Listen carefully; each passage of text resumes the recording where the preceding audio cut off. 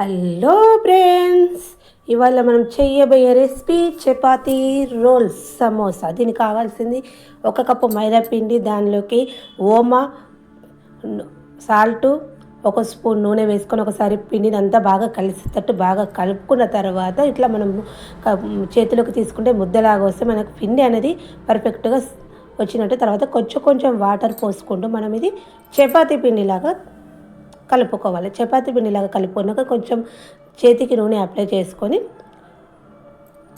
మూతపెట్టి ఒక 1/2 అవర్ నాననివ్వాలి. దీనికి మనం కర్రీ తయారు చేస్తాం కాబట్టి ఆలు కర్రీ, ఉడకబెట్టిన ఆలు, చిన్నగా కడిగి వేసుకున్న ఆనియన్స్, క్యారెట్, పచ్చిమిర్చి, కొత్తిమీర, ఉప్పు, కారం వేసుకొని ఒకసారి గరం మసాలా వేసుకొని ఒకసారి బాగా కలుపుకోవాలి. మొత్తం కర్రీ అనేది ఆలు, ఉప్పు, క్యారెట్ అంతా కలిసేటట్టు కలుపుకొని దీన్ని పక్కకు పెట్టుకోవాలి.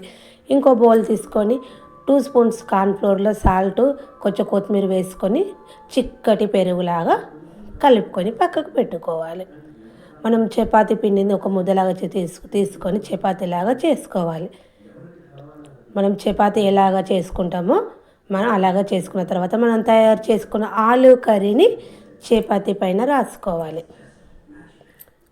చపాతీకి మొత్తము స్ప్రెడ్ చేయాలి. చపాతీకి మొత్తం మనం హ్యాండ్స్తో చేతితో చేసుకోవచ్చు, స్పూన్తో రాసుకోవచ్చు.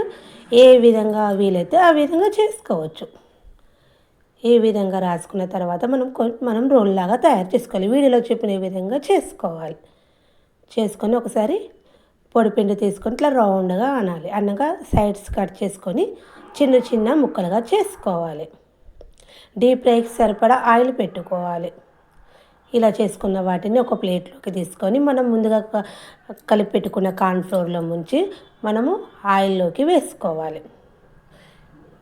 ఇవి ఈవినింగ్ స్నాక్స్ చాలా బాగుంటుంది. ఎప్పుడు ఒకే రకం సమోసా చేసుకునే బదులు ఇట్లా డిఫరెంట్గా చేసుకుంటే చాలా టేస్ట్ బాగుంటుంది. అన్నీ వేసుకున్న తర్వాత ఒకసారి వాటిని కలుపుకోవాలి. గోల్డెన్ బ్రౌన్ కలర్ వచ్చే వరకు మనము వీటిని గోలించుకోవాలి. ఒక దిక్కు గోలాక ఇంకొక దిక్కు ఇట్లా కలుపుకోవాలి. గోల్డెన్ బ్రౌన్ కలర్ వచ్చే వరకు చేసుకోవాలి. ఇది చాలా టేస్ట్ బాగుంటుంది. దీన్ని సాల్స్తో తింటే చాలా బాగుంటుంది. చాలా ఈజీగా చేసుకోవచ్చు. అప్పటికప్పుడు ఒక 10 మినిట్స్లో తయారు చేసుకోవచ్చు. ఇలా తయారైన వాటిని ఒక ప్లేట్లోకి తీసుకోవాలి. ఎంతో టేస్టీగా చపాతీ రోల్ సమోసా రెడీ. దీంతో ఇది సాస్తో తింటే చాలా బాగుంటుంది. ఓకేనా? Bye friends.